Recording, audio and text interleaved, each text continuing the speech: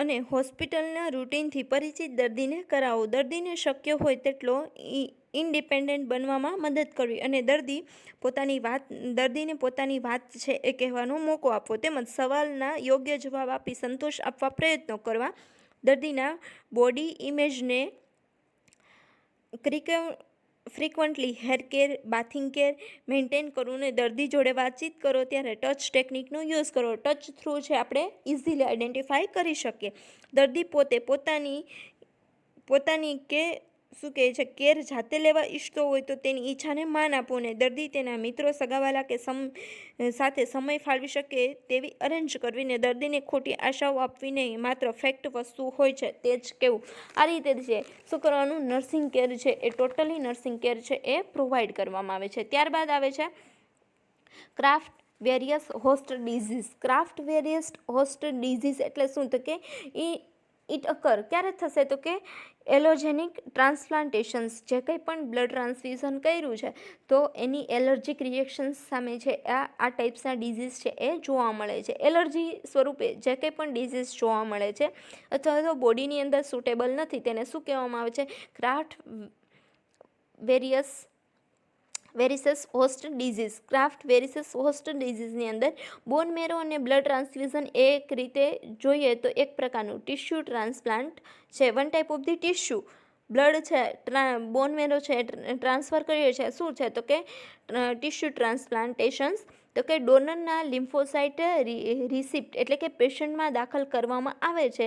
આમ બ્લડ એ રિસિપ્ટ માટે એટલે કે પેશન્ટ માટે ફોરેન મટીરિયલ્સ ઓર પ્રોટીન હોય ત્યારે પેશન્ટમાં આના લીધે ઇમ્યુન સિસ્ટમ કોમ્પ્રોમાઇઝ થાય છે. શું કરશે તો કે જેનું બ્લડ લેવામાં આવેલું છે એના એન્ટીબોડીઝ અને જે કંઈ પણ પેશન્ટ છે એ બેઉ શું કરશે, કોમ્પ્રોમાઇઝ કરશે. પણ જ્યારે જેને host versus graft disease develop થાય છે જેમાં ટ્રાન્સફર થયેલા લિમ્ફોસાઇટ એટલે કે પેશન્ટના લિમ્ફોસાઇટ ઓર બોડી ટિશ્યુ પર શું કરશે, હુમલો કરશે, એકબીજા ઉપર કોમ્પ્રોમાઇઝ કરશે નહીં. એ શું કરશે, ડાયરેક્ટલી હુમલો કરશે. અને આ ટ્રાન્સફ્યુઝન આપ્યા બાદ 2 to 3 ડેઝમાં એના સાઇનમ સિમ્ટમ્સ છે એ જોવા મળે છે કે હાઈ ફીવર છે, સ્કિન રેશિસ છે, નોઝિયા, વોમિટિંગ, ડાયેરિયા, આ બધું જોવા મળે છે. એટલે કે બ્લડ ટ્રાન્સફ્યુઝન કરેલું છે તો પેશન્ટ છે એના એન્ટીબોડી જોડે શું કરશે, તેના લિમ્ફોસાઇટ જોડે છે એ પેશન્ટના એન્ટીબોડીઝ છે એ કોમ્પ્રોમાઇઝ કરશે નહીં. એ બે વચ્ચે ફાઇટ થશે અને એના લીધે શું થશે તો કે સાઇનમ સિમ્ટમ્સ એટલે કે ટિશ્યુ ડેમેજ થશે. તો એના લીધે જે કંઈ પણ સાઇનમ સિમ્ટમ્સ જોવા મળે છે એને શું કહેવામાં આવે છે તો કે એની અંદર જે કંઈ પણ ડિઝીઝ જોવા મળે છે તેને શું કહેવામાં આવે છે તો craft versus host disease. Definition of the craft versus host disease means આ એક બોન મેરો ટ્રાન્સપ્લાન્ટેશનનું કોમન કોમ્પ્લિકેશન છે. કોમ્પ્લિકેશન્સ સ્વરૂપે આ જોવા મળે છે જેમાં ટ્રાન્સપ્લાન્ટેડ બોન મેરો પેશન્ટના સેલને ફોરેન બોડી તરીકે ગણી અને તેના ઉપર ઇમ્યુનોલોજિકલ એટેક કરે છે. આ પ્રકારનો એટેક બ્લડ ટ્રાન્સફ્યુઝનના કેસીસમાં પણ જોવા મળે છે.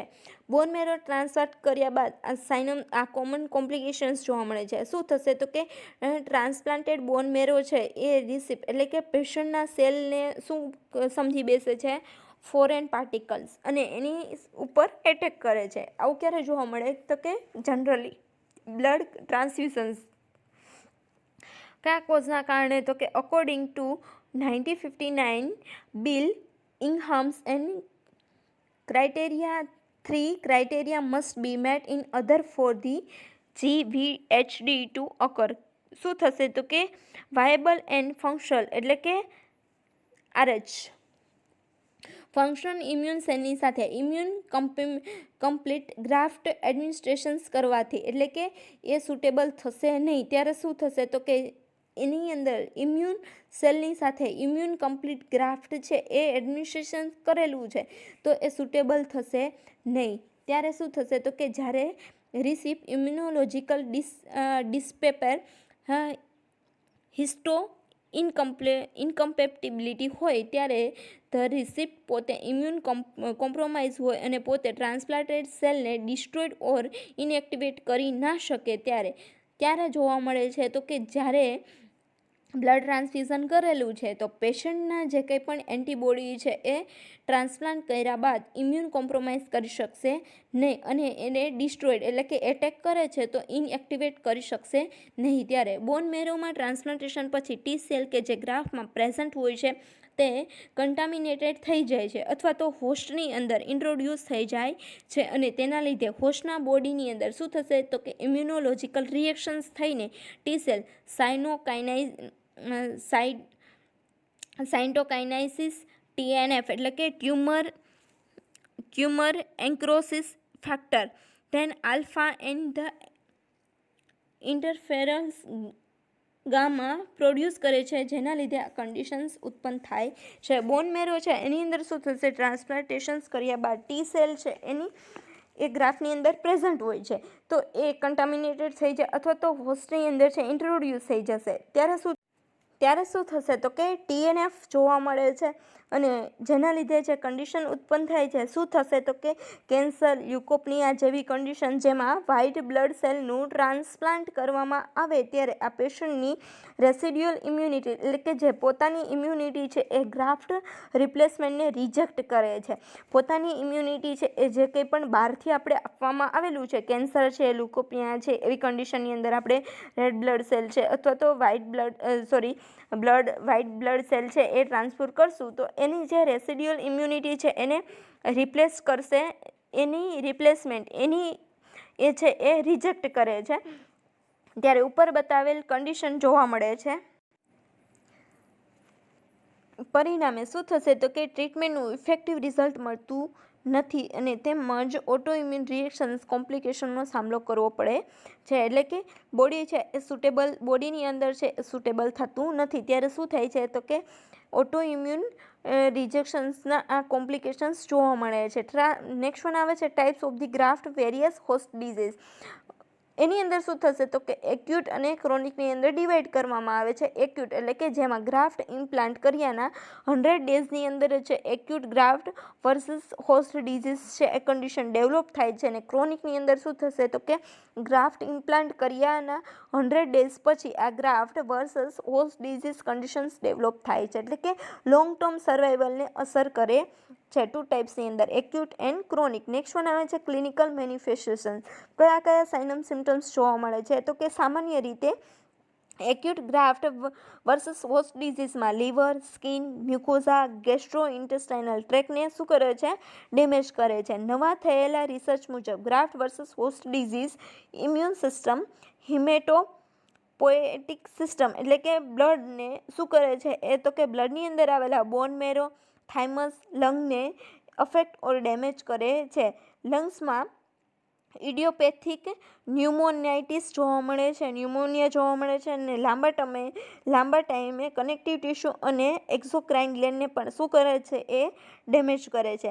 લીવર GVHDના એક્યુટ પેશન્ટ કેસમાં બિલીરુબિન લેવલ મેઝર કરવામાં આવે છે બીકોઝ કે લીવર છે એને ડેમેજ કરે તો એના લીધે બિલીરુબિન લેવલ છે એને ચેક કરવામાં આવે છે. સ્કિન GVHમાં ડિફ્યુઝ પેપ્યુલર રેશિસ એટલે કે સ્કિનની અંદર લીઝન્સ જોવા મળે છે અને સમટાઈમ્સ ઇન એ લેકી પેટર્નમાં જોવા મળે છે. મીન્સ કે સ્મોલ રેઝિસ જોવા મળે છે, લેઝિસ જોવા મળે છે તો એની પેટર્ન કેવી છે એની ચેક કરવામાં આવે છે અને કેવા અમાઉન્ટની અંદર છે, સિવિયરિટી કેવી છે એ જોવામાં આવે છે. Acute GVHD of the GI ટ્રેકની કેસીસમાં severe intestinal inflammation, sloughing the mucous membrane, severe diarrhoea, abnormal pain, nausea and vomiting જોવા મળે છે. એટલે કે ઇન્ટેસ્ટાઇનલ ઇન્ફ્લામેશન્સ, ધેન સ્લાઉડિંગ એટલે કે લેયર ઓફ ધી ડેડ સ્કિનનું ડેડ લેયર જોવા મળે છે એ સેપરેટ થયેલું જોવા મળે છે. મ્યુકસ મેમ્બ્રેનની અંદર severe diarrhoea, abdominal pain, nausea and vomiting જોવા મળે છે જેનું ડાયગ્નોસિસ વાયા ઇન્ટેસ્ટાઇનલ બાયોપ્સી દ્વારા થઈ શકે છે. એનું ડાયગ્નોસિસ ઇન્ટેસ્ટાઇનલ બાયોપ્સી દ્વારા કરવામાં આવે છે. સ્ટેજીસ ઓફ એક્યુટ GVHD, જેમાં સ્કિન, લીવર, ઇન્ટેસ્ટાઇનલ ને 4 સ્ટેજમાં દરેક ઓર્ગન વાયા ગ્રેડિંગ આપીને વહેંચવામાં આવે છે. ગ્રેડ થ્રુ છે અને શું કરવામાં આવે છે એ વહેંચવામાં આવે છે. અને minimize grade low 1 and high rate કેવો છે 4 છે, જેમાં ગ્રેડ આઈવીનું પુઅર પ્રોગ્નોસિસ છે. અને જો GVHD સિવિયર હોય તો તેને ટ્રીટમેન્ટમાં ઇન્ટેન્સ ઇમ્યુન સપ્રેશન્સ થેરાપી આપવામાં આવે છે, જેમાં સ્ટીરોઇડ એન્ડ એડિશનલ એજન્ટનો ઉપયોગ કરી અને ડિઝીઝ કન્ડિશનને કંટ્રોલ કરવામાં આવે છે. સ્ટીરોઇડ અને એડિશનલ એજન્ટનો યુઝ દ્વારા જે કંઈ પણ કોમ્પ્લિકેશન છે એને રિડ્યુસ કરવામાં આવે છે અને દર્દીને સિવિયર ઇન્ફેક્શન્સ ડેવલપ થઈ શકે છે. તેમજ ઇમ્યુન સપ્રેશનના લીધે ઇન્ફેક્શન્સ ટ્રીટ ના થઈ શકવાના લીધે દર્દીનું ડેથ પણ થઈ શકે છે. નેક્સ્ટ વન આવે છે ટ્રાન્સફ્યુઝ એસોસિએટેડ GVHD. એની અંદર શું કરવામાં આવે છે તો કે આ પ્રકારના GVHDમાં જ્યારે દર્દી ઇમ્યુનો કોમ્પ્રોમાઇઝ ન હોય ત્યારે તેને અનઇન્ડિકેટેડ બ્લડ ચલાવવામાં આવે છે. અનઇન્ડિકેટેડ બ્લડની અંદર શું હોય તો કે આ કન્ડિશન્સ આવે ત્યારે આ કન્ડિશન ઉદ્ભવે જ્યારે બ્લડ ડોનર હોમોઝાઇગસ એન્ડ રિસિપટ હેટ્રોઝાઇગસ, એટલે કે સેમ એલિયન્સ હોય છે. હોમોઝાઇગસમાં શું હોય છે સેમ એલિયન્સ જીન્સ, ધેન હેટ્રોઝાઇગસની અંદર 2 ડિફરન્ટ એલિયન્સ હોય છે. તો એ બેઉ કેવા થયા ડિફરન્ટ, RH કેવા થયા બેઉ ડિફરન્ટ થયા. તો આ કન્ડિશનની અંદર છે એ શું થશે તો કે ફોરેન HLA હેપેટોટાઇટિસ, એટલે કે હ્યુમન લ્યુકોસાઇટ એન્ટીજન્સ હિપેટોટાઇટિસ હોય ત્યારે પણ આ ડિઝીઝ થઈ શકે છે, જેમાં બોન મેરો લિમ્ફોઇડ ટિશ્યુ ઇન્વોલ્વ થતા હોય તો મોર્ટાલિટી એટલે કે ડેથ રેટ છે એ કેવો થઈ જાય હાઈ થઈ જાય છે. આના સાઇનમ સિમ્ટમ્સ ઓર ક્લિનિકલ મેનિફેસ્ટેશન પણ ઉપર આપણે જોઈ લીધું એ કન્ડિશન, એટલે કે સિસ્ટમને અકોર્ડિંગ જોવા મળે છે. આ કન્ડિશન મોડર્ન મેડિકલના લીધે કંટ્રોલ ઇરિટેશનલ બ્લડ પ્રોડ્યુસમાં રહેલ વ્હાઇટ બ્લડ સેલ એક્ટિવેટેડ કરી આવી ઉદ્ભવતી કન્ડિશનમાંથી આપણે શું કરી શકાય છે બચાવી શકાય છે. આગળ આપણે કીધું કે સ્ટીરોઇડ અને એડિશનલ એજન્ટ દ્વારા છે એ આ બધી ડિઝીઝ છે એને કંટ્રોલ કરી શકાય. કઈ રીતે પ્રિવેન્ટ કરવામાં આવે છે તો first one DNA base tissue type or matching કરવું. પહેલાંથી શું કરવામાં આવે છે એનું આપણે જોયું કે હોમોઝાઇગસ એન્ડ હેટ્રોઝાઇગસ છે એ મેચ કરવાનું, જેનાથી રેસિપિયન્ટના GVH થવાના ચાન્સ કેવા થઈ જશે ઘટી જશે. તેમજ તેનાથી પેશન્ટને લોંગ ટર્મ સર્વાઈવલ થવાના કેસીસ પણ વધે છે, એટલે કે એનું સર્વાઈવ છે એ વધી જાય. રેસિપિયન્ટને before transplant T cell of the umbilical cord blood આપવામાં આવે છે, જેના લીધે તેના incidence of the severity of the GHVD ઘટી શકે છે. એટલે કે RH નેગેટિવ હોય તો RH પોઝિટિવ બેબી હોય તો કઈ રીતે તો કે એને ઇન્જેક્શન થ્રુ છે એ શું કરવામાં આવે છે સર્વાઈવ કરી શકાય છે. ડ્રગ જેવી કે મેટ્રોટ્રેક્ઝેટ, ધેન સાયક્લોસ્પોરિન તેમજ ટેક્રોલિયમ સામાન્ય રીતે GHVD પ્રોફાઇલેક્સિસ તરીકે આપવામાં આવે છે. પ્રોફાઇલેક્સિસ એટલે કે પ્રિવેન્શન તરીકે આપવામાં આવે છે. T-સેલ ડિપ્લેક્ટેડ બોન મેરો ટ્રાન્સપ્લાન્ટ કરવાથી GHVD થવાના ચાન્સ નિવારી શકાય છે. ડિપ્લેક્ટેડ બોન મેરો આપવામાં આવે છે. ઇમ્યુનો ડેફિશિયન્સીના લીધે દર્દીમાં વાયરલ, બેક્ટેરિયા અને ફંગાઇલ ઇન્ફેક્શન્સ થવાના મેક્સિમમ ચાન્સ રહેલા હોય છે. ઇમ્યુનો ડેફિશિયન્સીના લીધે ઇમ્યુનિટી લો હોય તો વાયરલ, બેક્ટેરિયલ ઇન્ફેક્શન છે ઇઝીલી સ્પ્રેડ થઈ શકે છે. તો ફર્સ્ટ ઓફ ઓલ એને કેર થ્રુ છે એની ટ્રીટમેન્ટ થ્રુ છે એની ઇમ્યુનિટી હાઈ કરવામાં આવે છે. ત્યારબાદ ટ્રીટમેન્ટ શું આપશું તો કે જેમાં દર્દીને ઇન્ટ્રાવેનસલી કોર્ટિકોસ્ટીરોઇડ એડમિનિસ્ટ્રેશન્સ કરવામાં આવે છે, જેવી પ્રેડનિસોલોન કે જે એક્યુટ એન્ડ ક્રોનિક GVHDની સ્ટાન્ડર્ડ કેર છે. પ્રેડનિસોલોન